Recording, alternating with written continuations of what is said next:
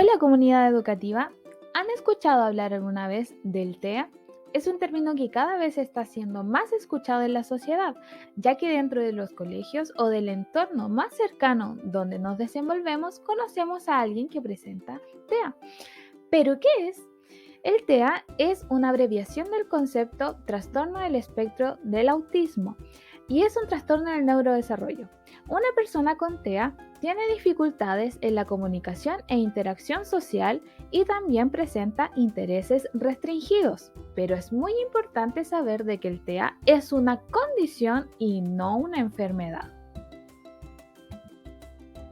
Ahora bien, les tengo el siguiente dato curioso.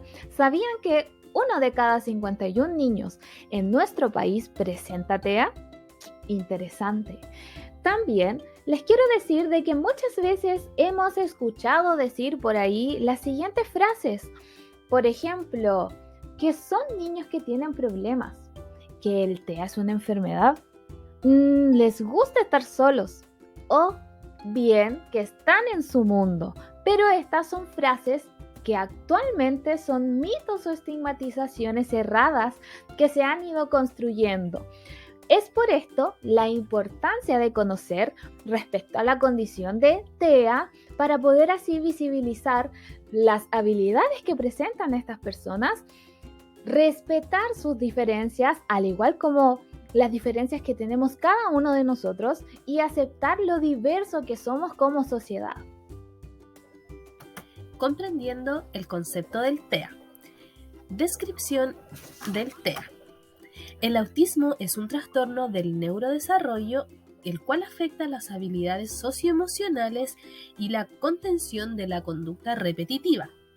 No existen marcadores biológicos, por lo tanto, el diagnóstico se fundamenta en el juicio clínico.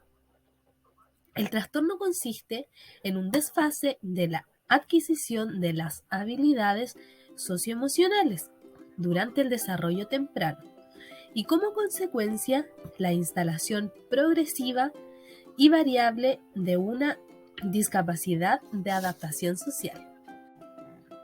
Cambio del DSM-4 año 1994 al DSM-5 en el año 2013. Bueno, cuando hablamos del DSM-5, queremos decir que esta es la quinta edición del Manual Diagnóstico y Estadístico de Trastornos Mentales. Los cambios incorporados en la quinta edición del DSM-5 han eliminado algunos criterios diagnósticos utilizados desde hace muchas décadas para el diagnóstico del autismo y de los trastornos asociados a este, clasificando en un principio bajo el término esquizofrenia infantil. En la primera edición del año 1952, el concepto diagnóstico del autismo ha visto modificada su definición en cada nueva edición del DSM. Cada una de estas actualizaciones ha sido objeto de controversia, y los últimos cambios introducidos en la quinta edición en mayo del 2013 no son una excepción. El DSM-4, publicado en el año anteriormente dicho, 1994, definía el autismo y sus trastornos asociados como los trastornos generalizados del desarrollo, asociados a la sigla TGD.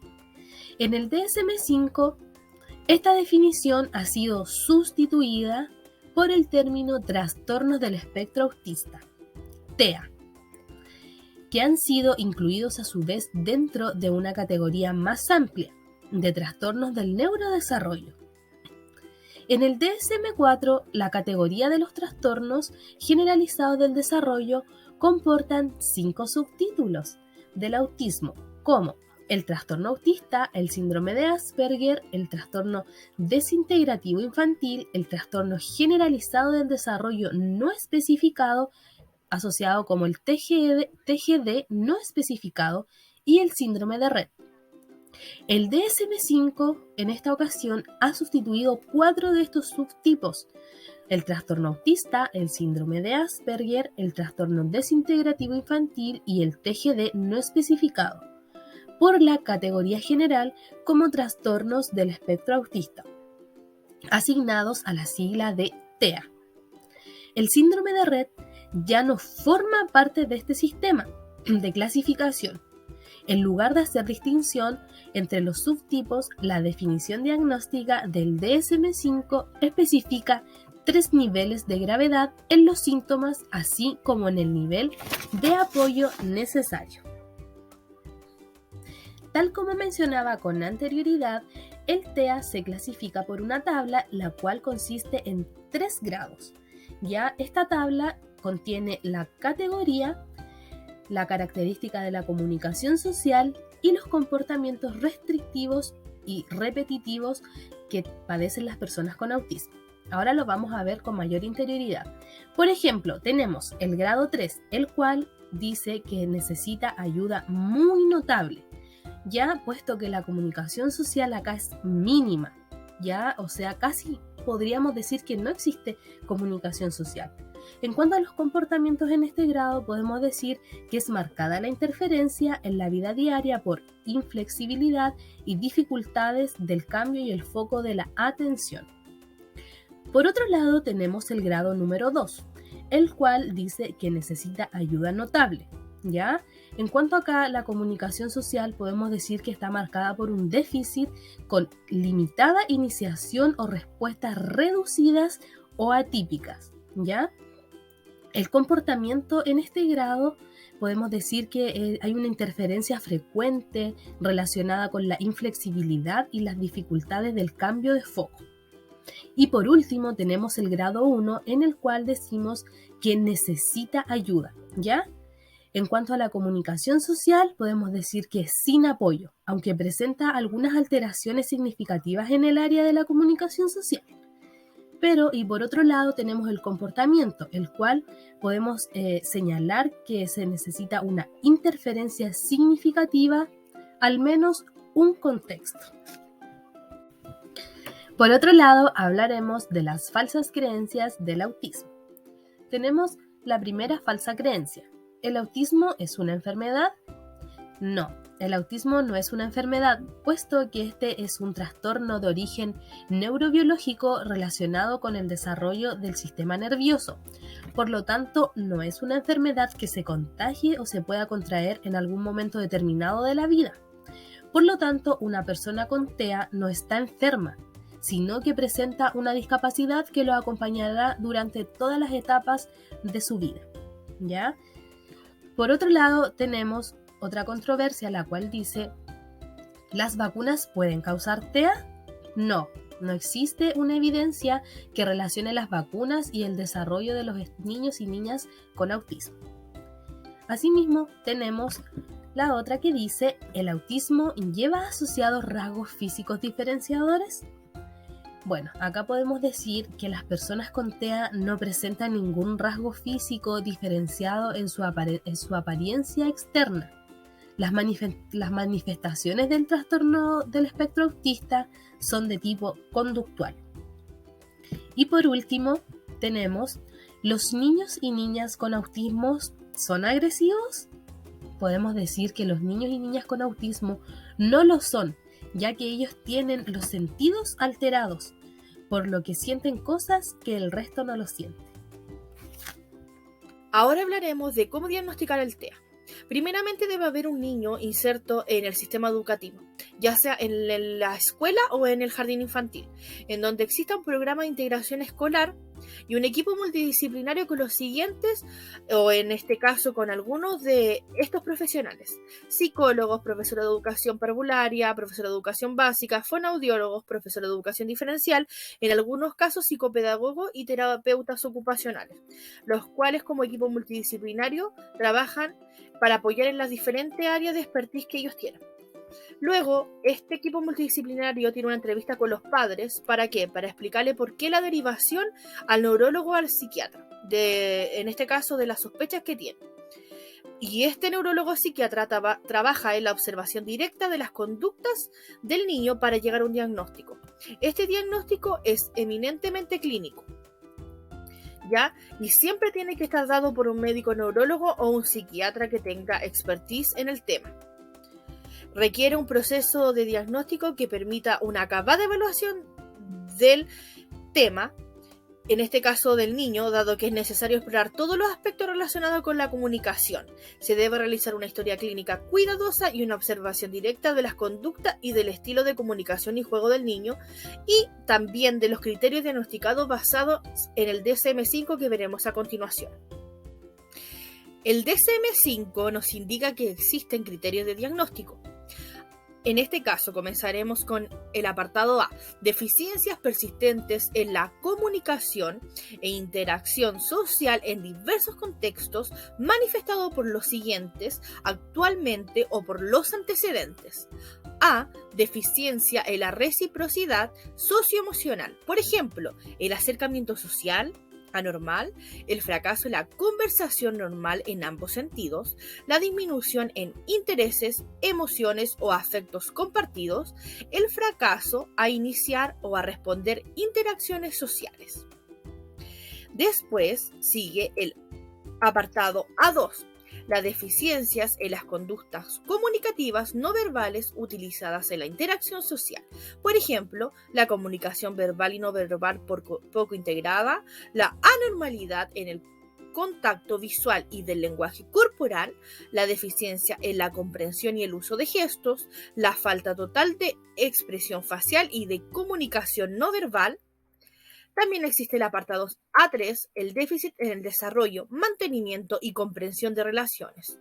Por ejemplo, la dificultad para ajustar el comportamiento a diversos contextos sociales, las dificultades para compartir el juego imaginativo o hacer amigos, y la ausencia de intereses por las otras personas.